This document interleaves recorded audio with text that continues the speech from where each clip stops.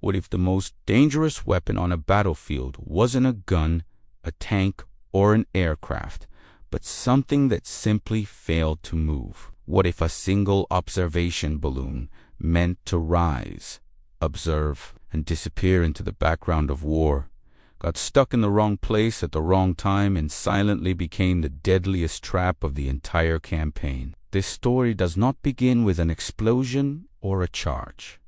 It begins with stillness, a balloon that refuses to ascend. And in war, stillness can be more lethal than motion. Observation balloons were never supposed to be dramatic. They were tools of calculation, floating eyes tethered to the earth by cables designed to watch artillery impacts, troop movements, and supply routes. Their power came from altitude and invisibility, from being distant enough to see everything while being ignored by most. But the moment one of these balloons failed to rise, failed to retreat, failed to vanish into the sky, it stopped being background equipment and became a focal point.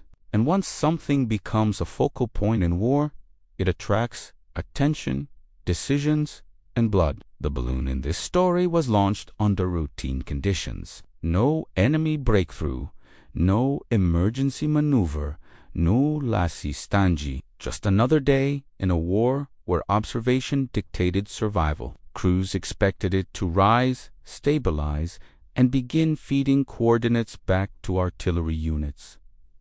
Instead, something went wrong. Mechanical tension, wind conditions, damaged winches, or human error. The exact cause mattered less than the result. The balloon stalled, hovering too low, too visible, too exposed, and worst of all, impossible to ignore. At first, it didn't seem catastrophic.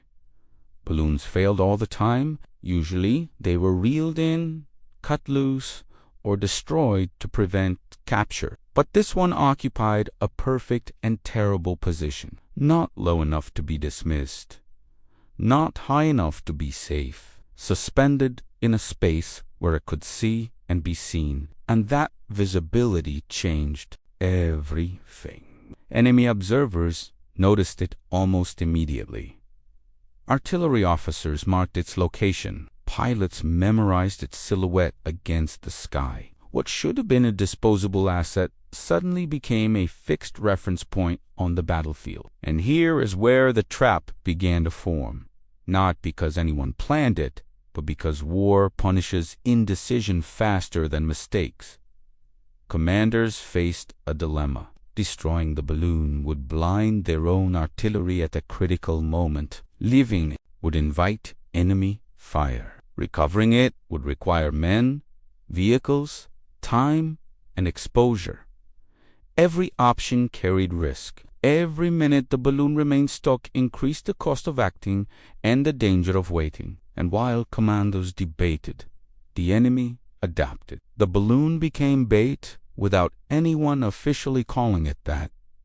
Enemy units began to test reactions. Small probing attacks, recon flights, artillery ranging shots. Each response revealed patterns. Defensive positions, anti-placements, communication delays. The balloon was no longer just observing the battlefield. The battlefield was observing everything done to protect the balloon, and that asymmetry created opportunity. What makes this moment so unsettling is that no one involved believed they were walking into a trap. Each decision made sense in isolation.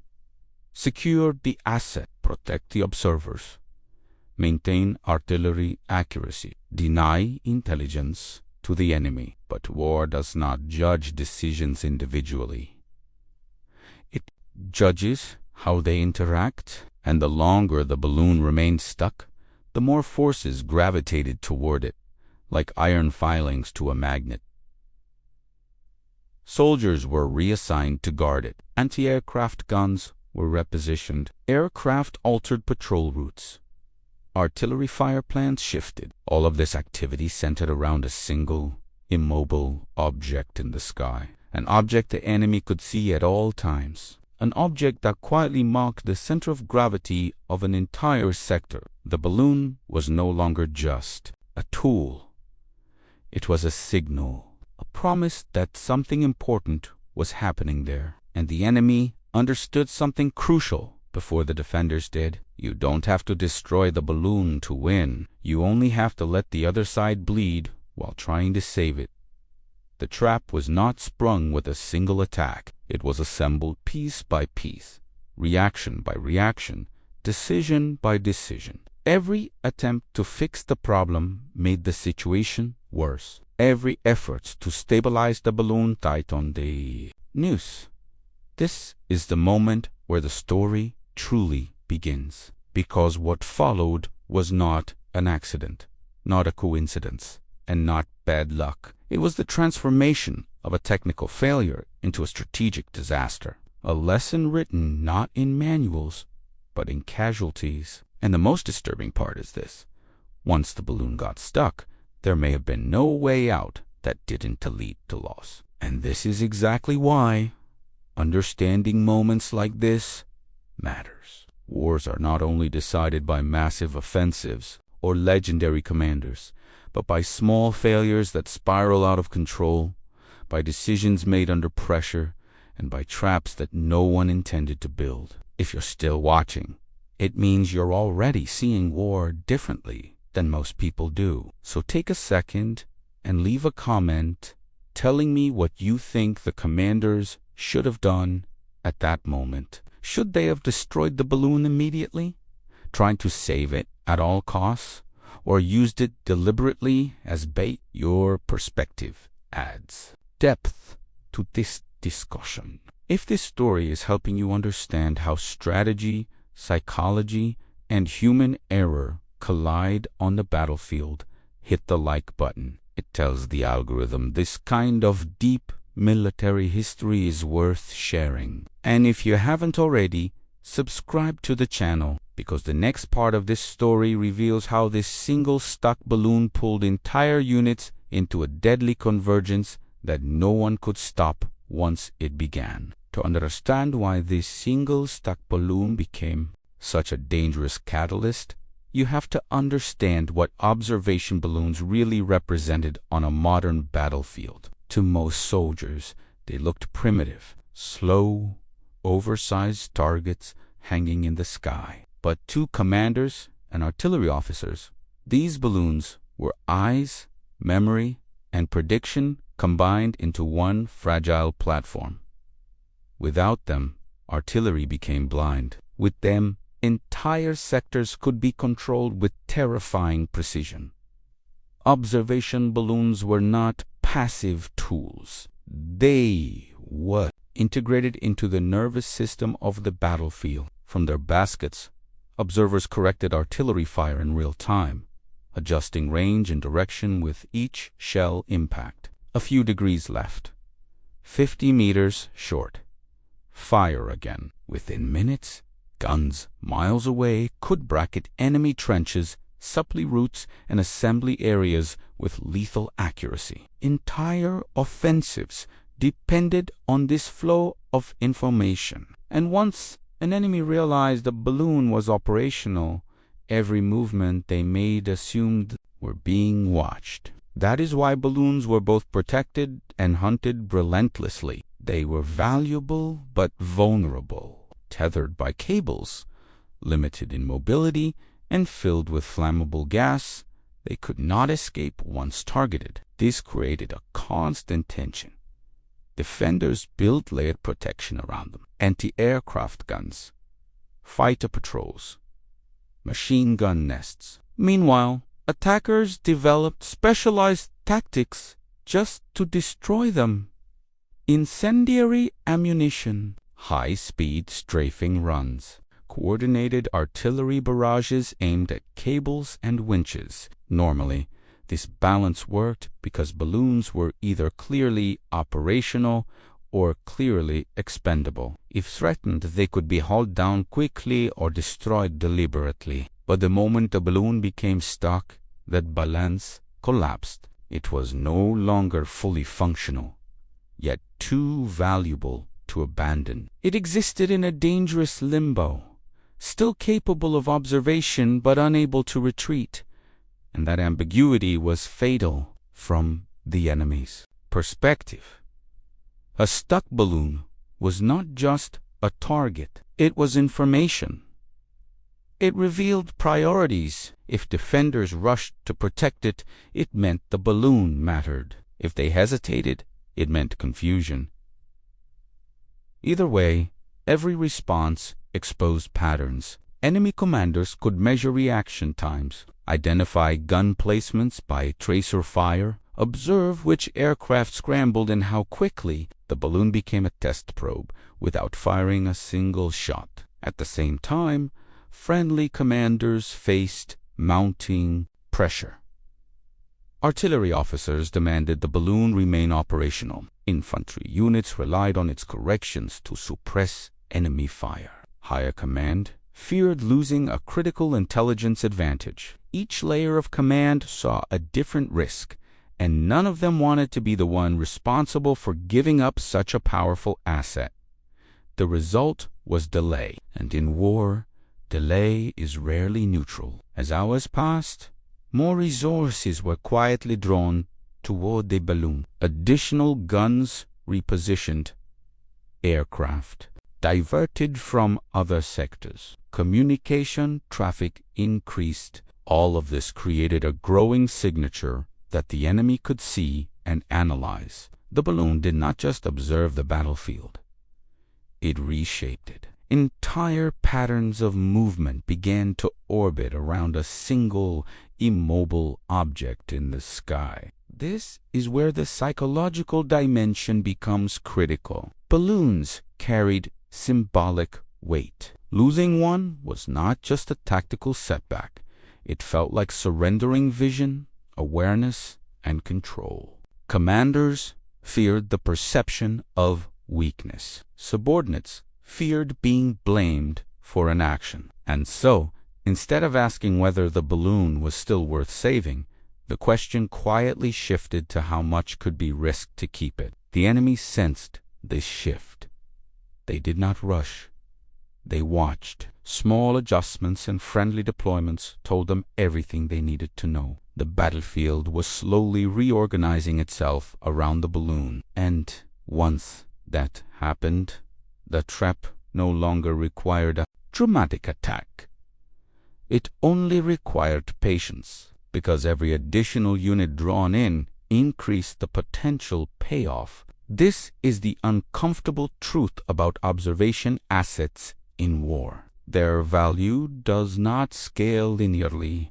When they work, they are priceless. When they fail, they become liabilities that distort decision-making. The stuck balloon was no longer just gathering intelligence.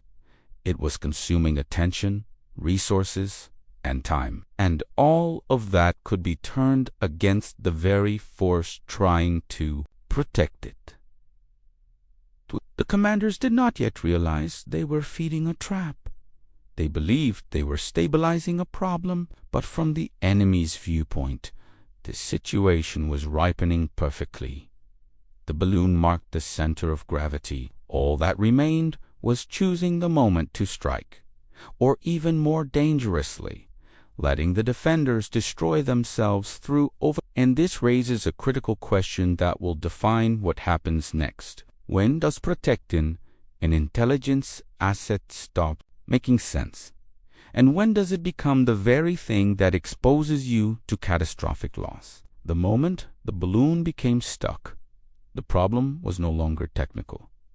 It was existential. In normal circumstances, a failed observation balloon followed a simple sequence: lower it, repair it, or destroy it. But this balloon refused to fit into any of those categories. The winch would not respond properly. The cable was under uneven tension. Wind conditions shifted just enough to keep the envelope unstable, but not enough to force a collapse. Every attempt to resolve the issue made the situation more dangerous. Destroying the balloon outright was the fastest option, but also the most politically and tactically costly. Doing so would immediately blind artillery units that were actively engaged. Fire missions would lose accuracy. Counter-battery efforts would slow. Infantry commanders would suddenly feel exposed. The balloon might have been immobile, but it was still transmitting valuable information. Cutting it loose meant choosing blindness now to avoid risk later. And in war, commanders are rarely rewarded for choosing immediate loss over delayed danger. Recovering the balloon was worse. Crews would have to move into exposed ground to access winches, cables, and anchor points. Vehicles would be required. Engineers would need time. And all of it would happen under the enemy's gaze. Every soldier involved in the recovery would be operating beneath a visible marker in the sky, a perfect reference point for artillery and air attack. The balloon was not just stuck, it was spotlighting its own rescue attempt. Leaving it in place seemed like a temporary compromise.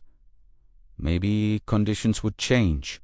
Maybe the enemy would hesitate. Maybe the balloon could still serve its purpose while solutions were found. But this choice was the most dangerous of all, because it transformed uncertainty into routine. The longer the balloon remained, the more normal its presence became. And more normal it became, the more resources were quietly committed to defending it. The enemy understood something crucial at this stage. A stuck balloon was better than a destroyed one. As long as it remained in place, it forced decisions. It anchored attention. It created predictability. Enemy observers could track defensive adjustments day after day. They could note where guns appeared, which aircraft responded, how quickly reinforcements arrived. The balloon was no longer just an observation platform. It was a calibration tool for enemy planning. Attempts to fix the balloon introduced another layer of danger. Each mechanical intervention required pauses. Each pause created windows of vulnerability. Crews had to focus upward while exposed on the ground. Communication traffic spiked. Orders were repeated. Signals were sent. All of this noise painted a clear picture of importance. The enemy did not need to guess. The defenders were telling them repeatedly that this balloon mattered. Worse still, the balloon created a false sense of control. Because it was still functioning partially, commanders believed they were managing the situation. They were not reacting to an attack, only to a malfunction. But war does not distinguish between intentional threats and accidental ones. Anything that fixes forces in place becomes a target. Anything that draws repeated attention becomes a liability. At this stage, the balloon was doing something far more dangerous than observing enemy movement. It was freezing friendly movement. Units hesitated to relocate too far from its coverage. Guns stayed where they could be adjusted by its observers. Aircraft maintained patrol patterns designed to protect it. The entire sector's flexibility began to erode. And flexibility as survival. From the outside, this looked like discipline and coordination. From the inside, it was paralysis, disguised as caution. No commander wanted to be responsible for abandoning the balloon. No unit wanted to be the one that withdrew protection first. Responsibility diffused upward and outward, creating delay without decision, and delay gave the enemy time to refine their response. This is the cruel paradox of intelligence assets in war. Their value makes them untouchable, and their untouchability makes them dangerous.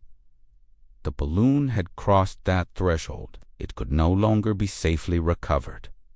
It could no longer be safely destroyed. And as long as it remained, it continued to distort priorities. The enemy did not need to rush an attack. They only needed to wait until enough forces, enough attention, and enough confidence accumulate around a single fixed point. The balloon had become an anchor, and anchors are only useful when you intend to stay in place.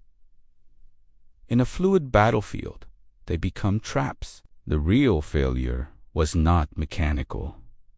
It was conceptual. The balloon was no longer an asset. It was a commitment, and once war turns a tool into a commitment, walking away becomes almost impossible. So, here is the question that will determine everything that follows. At what point does a commander admit that saving an asset will cost more lives than losing it? And what happens when that admission comes too late? The moment the enemy fully understood what the stuck balloon represented, the situation changed from observation to exploitation. This was no longer about destroying an intelligence asset. It was about shaping the battlefield around it. The enemy did not rush. They did not attack immediately. That restraint was deliberate. Rushing would collapse the opportunity. Waiting would deepen it. Enemy commanders began by confirming patterns. Recon units observed how often defenders rotated troops near the balloon. Artillery spotters noted which batteries adjusted fire based on its reports. Pilots tracked defensive flight paths and response times. Every reaction fed a growing picture of how much effort was being invested in keeping that balloon alive. And the more effort they saw, the clearer the opportunity became. Small, calculated provocations followed. Not full attacks, but pressure. A reconnaissance aircraft drifting just close enough to trigger anti-aircraft fire. A brief artillery ranging shot near the balloon's anchor point. A fighter feint that forced defensive patrols into the air. Each probe served a purpose, not to destroy, but to measure. How fast did guns respond? Which angles were covered? Where did trace of fire originate? The balloon acted like a measuring stick, allowing the enemy to map defenses without committing to a real engagement. From the defender's perspective, this felt manageable. They were repelling threats. They were holding ground. They were protecting a valuable asset. But from the enemy's perspective, this was confirmation. The balloon had become a priority target, not because of its intelligence value, but because of the behavior it induced. Every defensive action made the trap more precise. Then came the psychological shift. Enemy units began to anticipate reactions. They knew which guns would fire first, which patrols would scramble, which unit would be diverted from other sectors. This predictability was lethal. It meant the defenders were no longer reacting freely. They were following a script written by their own priorities. The balloon's continued presence created a fixed center of gravity. And fixed centers of gravity are gifts in war. They allow planners to synchronize sections across domains. Air, artillery, and ground units could now coordinate around a visible, immobile reference point. Timing attacks became easier. Deception became more effective. Feints could be layered to draw in reinforcements before the real strike even began. What made this especially dangerous was that none of these enemy actions felt decisive. There was no single moment of obvious escalation, just a steady tightening of pressure. Each small engagement seemed survivable. Each response seemed justified. But together, they formed a pattern that was increasingly difficult to escape. Enemy planners began thinking in terms of convergence rather than destruction. The balloon did not need to be shot down immediately. It needed to be surrounded by attention. The goal was not to remove the asset, but to let it pull defenders into a progressively narrower space. Once enough forces were concentrated, the battlefield would become crowded, predictable, and fragile. At the same time, enemy pilots and artillery crews adjusted their mindset. The balloon was no longer just a target. It was bait. And bait is most effective when the prey believes it is still in control. Enemy orders reflected this. Avoid decisive engagement. Maintain pressure. Let the defenders exhaust themselves protecting what they cannot move. This approach required discipline. It meant resisting the urge to strike early. It meant trusting that the defender's own decision-making would do most of the work. And the trust was rewarded. Defensive units became increasingly reactive. Every new threat near the balloon drew more attention, more firepower, more commitment. The most unsettling part is that from inside the defensive command structure, this escalation felt invisible. Each decision was framed as temporary. Each reinforcement was described as precautionary. No single order acknowledged that the balloon had become a liability. By the time anyone began to sense the danger, the pattern was already set. The enemy had effectively hijacked the defenders' priorities. The balloon was now dictating where battles happened, when forces moved, and how risks were distributed. And once an enemy gains that level of influence without firing a decisive shot, the outcome becomes a matter of timing, not chance. This is the moment when an accident fully transforms into a weapon, not through destruction, but through manipulation. And the next step is always the same. Once enough forces are committed, once enough patterns are confirmed, the enemy chooses whether to strike hard or let the defenders collapse under their own weight.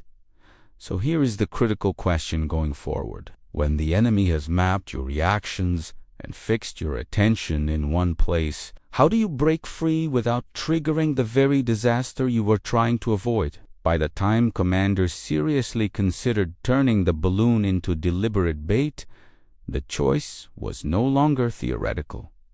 It was forced by momentum. Too many units were already positioned.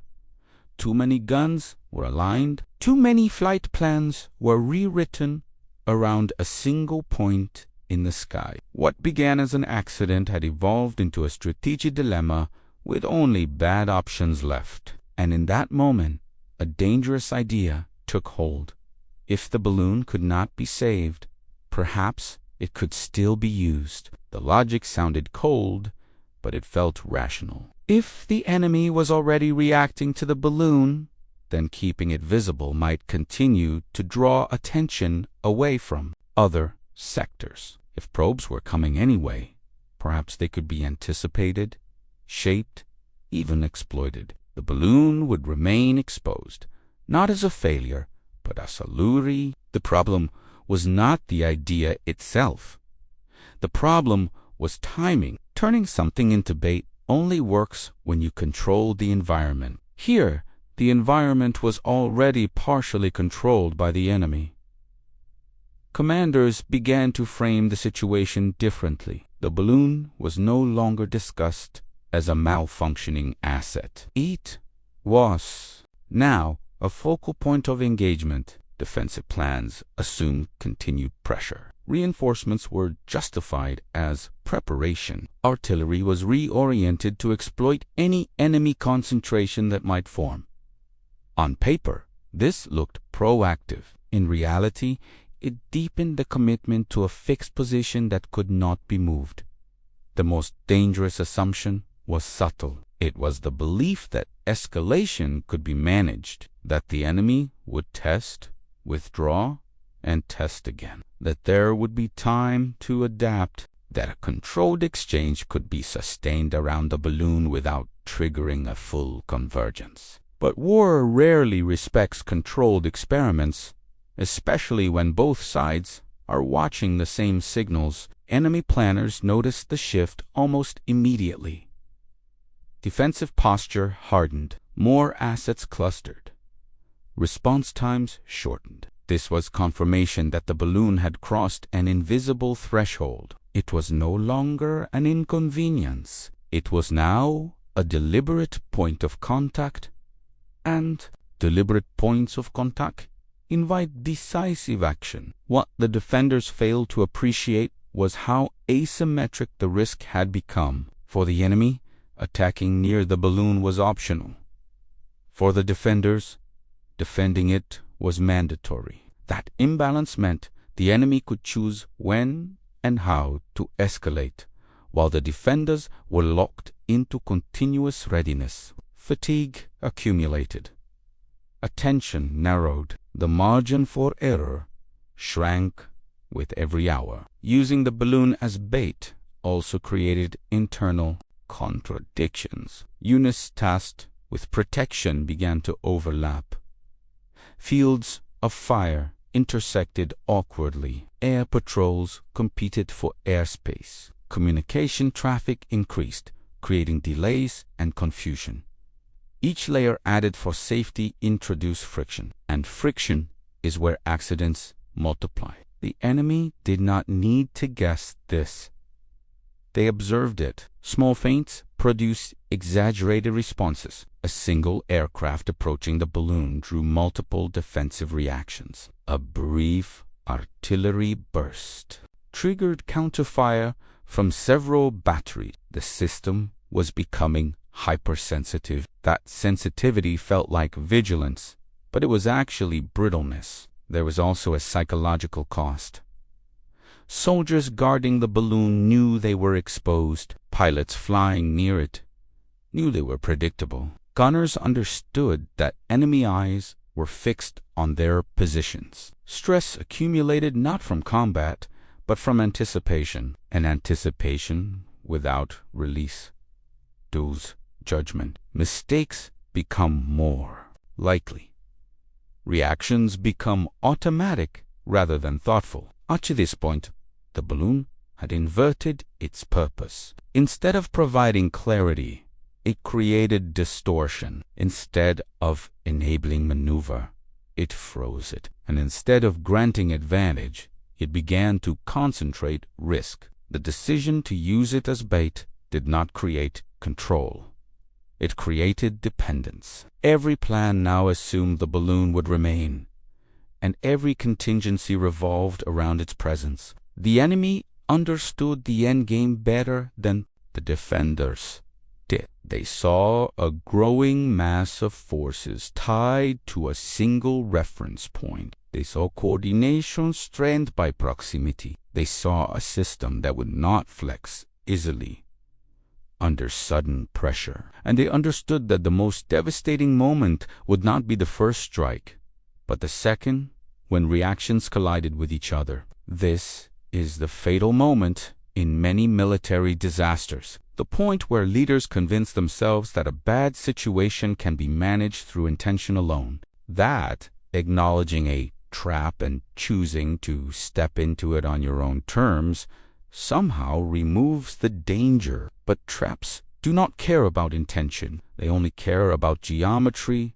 timing, and human reaction.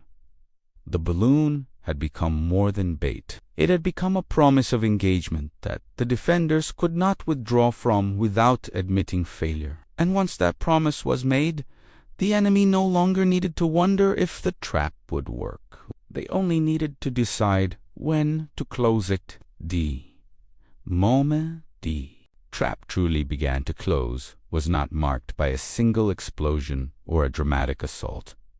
It was marked by convergence. Forces that were never meant to operate in such tight proximity began stacking around the balloon. Layer upon layer, each added for protection, each increasing the danger. Infantry units dug in closer than doctrine recommended. Anti-aircraft guns were repositioned to cover overlapping arcs. Artillery batteries adjusted firing plans to remain within observation range. Aircraft altered patrol loops to keep the balloon constantly covered.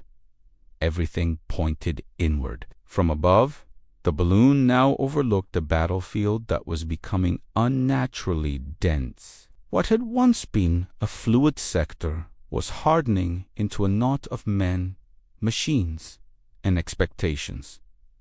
And density in war is a warning sign. It means options are shrinking.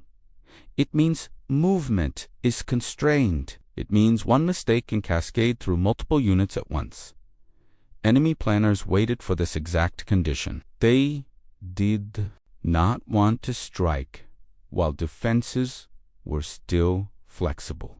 They wanted the defenders locked into place, committed not just tactically but psychologically. Once enough assets were tied to the balloon, any sudden threat would force immediate reaction, and immediate reactions rarely leave room for coordination. The first real pressure came subtly. Enemy artillery did not target the balloon directly.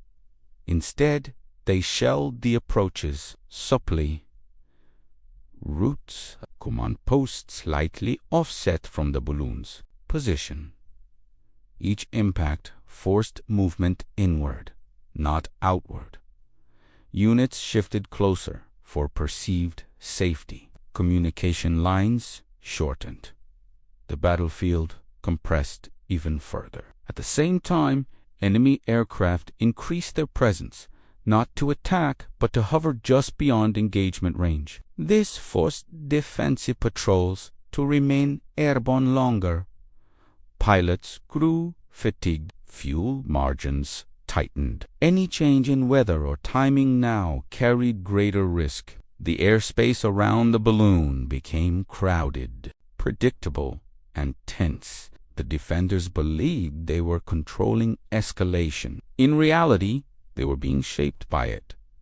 Every precaution added another dependency. Guns depended on observation.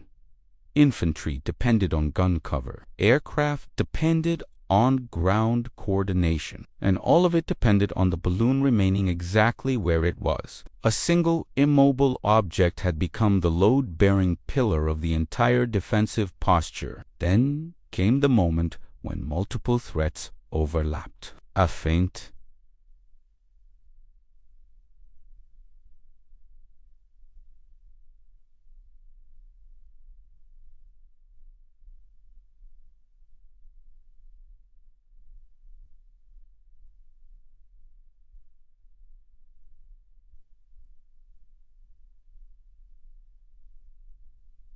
The air coincided with artillery ranging shots. A ground probe triggered defensive fire at the same time aircraft were maneuvering overhead. Hagios lit-up orders crossed. Units responded according to their immediate priorities, not the overall picture. This is when systems fail, not because of incompetence, but because of overload. Anti-aircraft gunners tracked aircraft that were never meant to be engaged. Artillery batteries held fire, waiting for confirmation from observers who were themselves distracted by incoming threats. Infantry units shifted positions without full coordination, exposing gaps that had not existed minutes before. The balloon still floated there, silent, watching the chaos it had helped create. Enemy commanders did not need perfect timing. They needed confusion, and confusion was now guaranteed. With so many forces operating in close proximity, identification became difficult. Friend and foe blurred. Reaction times slowed as commanders hesitated, aware that a wrong decision could trigger friendly fire or collapse a neighboring unit's defense. The trap was no longer hypothetical. It was operational. The balloon had drawn too much attention, too many resources, and too much confidence. And now, every second it remained in place increased the probability that one small error would detonate the entire arrangement. This is the brutal truth of convergence in war. When too many assets depend on one fixed point, the system becomes fragile. It looks strong. It feels defended, but it cannot absorb shock. And the enemy, watching patiently, understood that the shock did not need to be massive. It only needed to arrive at the right moment. The balloon was still there, still visible, still impossible to ignore. But now it was no longer bait alone, it was a fuse, and the battlefield around it was saturated with everything that could burn. So here is the question that defines what comes next. When forces, airspace, and attention all collapse toward a single point.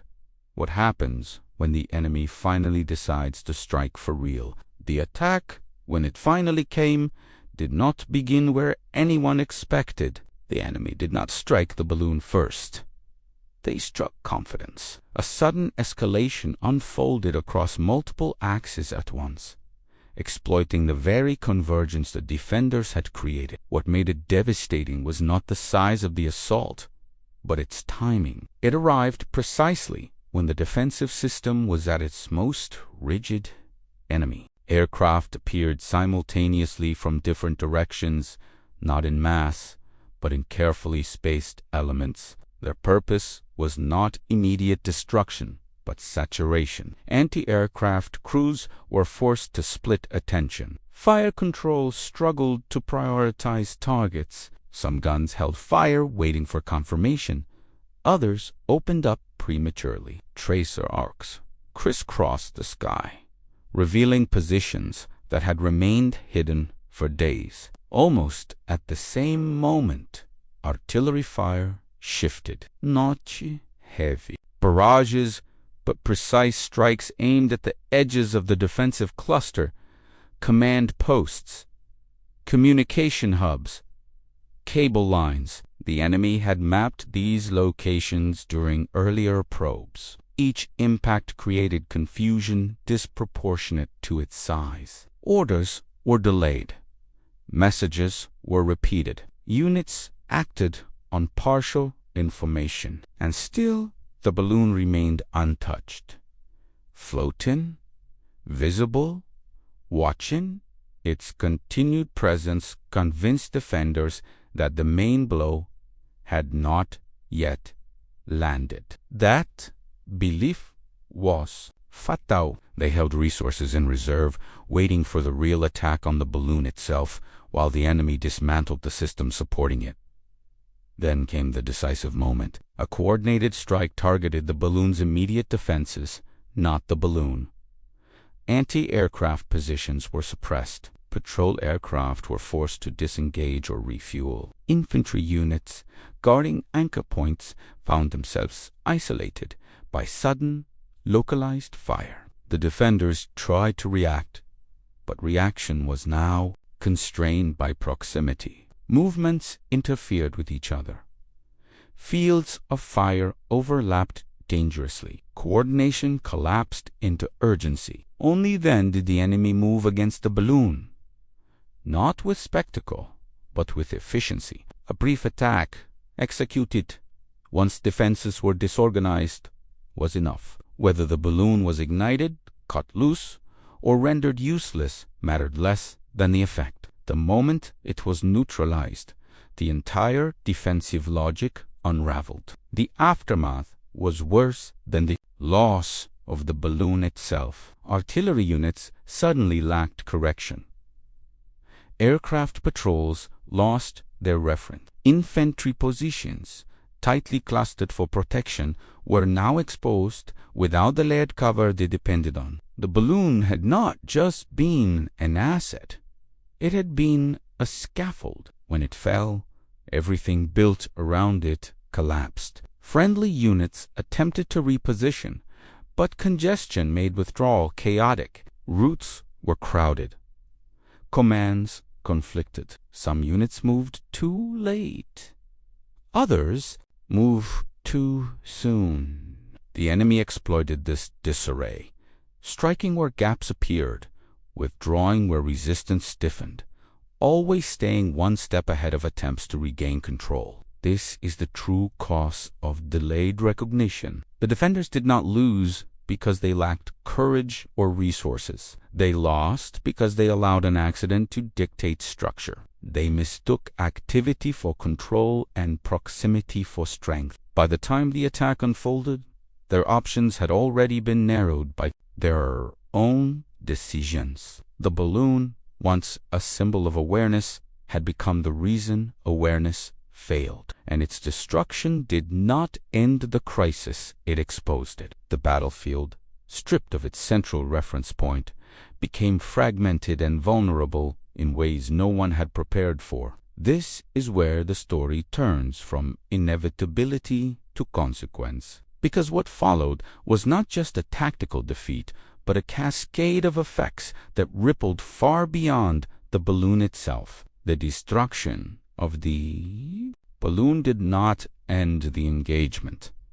It detonated it. What followed was not a clean withdrawal or an orderly reset, but a cascading failure that spread outward from the point where everything had converged. Units that had been synchronized around the balloon now found themselves unsynchronized at the worst possible moment. The loss of a single reference shattered timing, confidence, and coordination all at once. Artillery was the first to feel it. Without real-time correction, fire reverted to estimates. Guns that had been calibrated to precision suddenly became blunt instruments. Some batteries paused, waiting for confirmation that would never come. Others fired anyway, hoping volume could replace accuracy. This created uneven coverage, opening gaps the enemy had already anticipated. Counter-battery fire intensified, exploiting predictable gun positions that had remained static for too long. In the air, the effect was just as severe. Patrol aircraft had relied on the balloon as an anchor point for routes and handoffs. Once it was gone, airspace became chaotic. Some pilots pressed on, assuming ground coordination still existed. Others broke off, uncertain who was controlling the sector. Near misses increased. Fuel margins shrank. The sky above the former balloon position became crowded with hesitation instead of control. On the ground, infantry units paid the highest price. Defensive positions that had been compressed for mutual support now became liabilities. Trenches and emplacements were too close together, offering the enemy opportunities to suppress multiple units with limited fire. Withdrawal routes overlapped. Orders conflicted. Some units received instructions to hold, while neighboring units were already pulling back. The result was fragmentation under pressure. The enemy exploited this relentlessly, but efficiently. They did not chase every retreating unit. They targeted seams, junctions, transition points where responsibility shifted from one unit to another. These were moments of confusion where no one felt fully in control. Small, aggressive actions at these points produced outsized results. A single platoon disrupted here, a battery silenced there. The dominoes began to fall. What made the effect so destructive was that it extended beyond the immediate area. Units in adjacent sectors felt the impact as reinforcements were redirected, supply routes disrupted, and command attention consumed by the crisis. Balloon had been local. Its consequences were not. A problem that began as a mechanical failure now influenced decisions across an entire front. Morale suffered in ways that were hard to quantify. Soldiers understood loss, they accepted casualties, but this felt different. The collapse had no clear moment, no obvious villain, no dramatic breach. It felt arbitrary, like being punished for trying to fix a problem rather than abandon it. That kind of uncertainty erodes trust in systems, in plans, and eventually in leadership. Enemy commanders recognized the shift immediately. Once cohesion broke, they reduced pressure, not because they were finished, but because they had achieved their objective. The battlefield had been reached. The defenders were no longer operating on their own terms. They were reacting to damage already done, struggling to restore flexibility that had been quietly surrendered over time. In the days that followed, the sector never fully recovered its previous balance. Positions were adjusted, doctrines were reviewed, orders were rewritten, but the memory of the balloon lingered. It became a case study, discussed in briefings and after-action reports, not as a heroic stand or a dramatic failure, but as a warning. A reminder that not all disasters announce themselves loudly. The most unsettling lesson was simple. The enemy did not win by superior firepower. They won by patience, observation, and letting the defenders overinvest in the wrong place. The balloon did not cause the defeat. It revealed how easily attention can become a weapon when it is fixed to something that cannot move, and that realization leads directly to the broader implication of this episode. Because if a single stuck balloon could produce this kind of cascading effect, what does that say about how modern wars handle intelligence, visibility, and risk? What stunt planners, after the dust settled, was not the scale of the losses, but how little force had been required to cause them. The enemy had not unveiled a new weapon, a brilliant maneuver, or overwhelming numbers. They had exploited something far more subtle. Predictability created by overconfidence in structure. The balloon exposed a flaw that no amount of firepower could compensate for once it took hold. Carefully crafted plans unraveled because they assumed rational disengagement would always remain available. They assumed assets could be abandoned cleanly when risk outweighed value. But the balloon proved how quickly an asset can become psychologically untouchable. Once that happened, logic was no longer the dominant force guiding decisions. Reputation, fear of blame, and perceived loss of control took over. Strategy bent under human pressure. The most dangerous realization came during post-action analysis. The trap would not have worked if it had been designed in advance. If commanders had been told they were walking into a deliberate ambush, they would have avoided it. The success of the trap depended entirely on improvisation and reaction. The enemy did not need perfect intelligence. They only needed to recognize a pattern forming and refuse to interrupt it. This episode shattered a long-held belief in military planning, that deliberate strategy always outperforms improvisation. Here, improvisation won precisely because it exploited rigidity. The defenders followed established doctrine, protected critical assets, reinforced threatened points, and maintained layered defenses. Every action was correct in isolation. Together, they formed a system that could not adapt. Once stress exceeded a certain threshold, commanders later admitted that the balloon created a false sense of sophistication. Because it represented intelligence and precision, it felt indispensable. That perception blinded leadership to the reality that intelligence tools are only valuable when they preserve freedom of action. The moment an intelligence asset restricts movement, dictates posture, and absorbs disproportionate attention, it ceases to be intelligence and becomes exposure. The enemy learned a lesson as well. They saw that modern warfare does not always require destroying capabilities. Sometimes it is enough to force the opponent to protect them. Protection creates patterns. Patterns create predictability.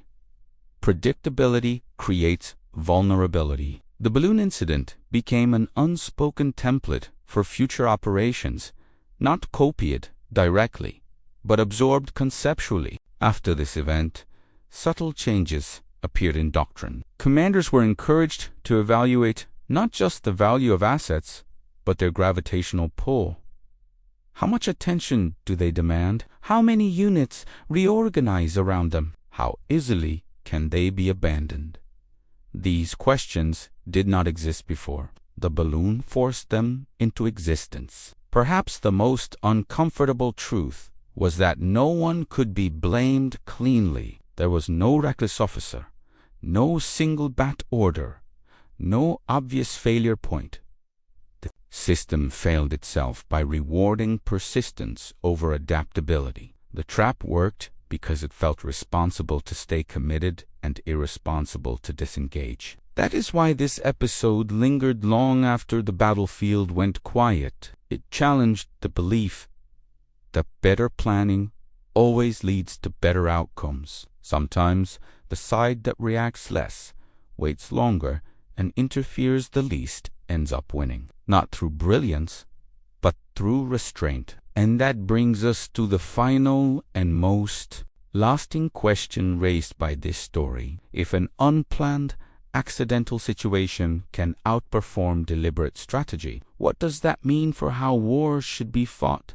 And more importantly, how risks should be recognized before they become irreversible. Long after the battlefield returned to a fragile calm, the story of the stuck balloon refused to fade. Not because it was dramatic, but because it was unsettling. It exposed a kind of danger that training manuals rarely prepare for. The danger of assets that refused to fail cleanly. The danger of tools that lingered in a half-functional state and quietly begin to shape decisions, movements, and priorities without ever issuing an order. What made this episode so influential was that it forced militaries to rethink how they defined risk. Traditionally, risk was associated with action, attacking, advancing, committing forces. The balloon demonstrated that inaction could be just as dangerous. Leaving something in place because it was still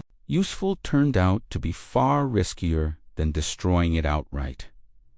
The cost was not immediate, but cumulative, and cumulative risk is harder to see until it is too late. In later conflicts, this lesson resurfaced again and again under different forms. Fixed radar stations that drew disproportionate protection, command posts that became immovable because too many systems depended on them, surveillance platforms that could not be withdrawn without admitting blindness. Each time, the same pattern emerged.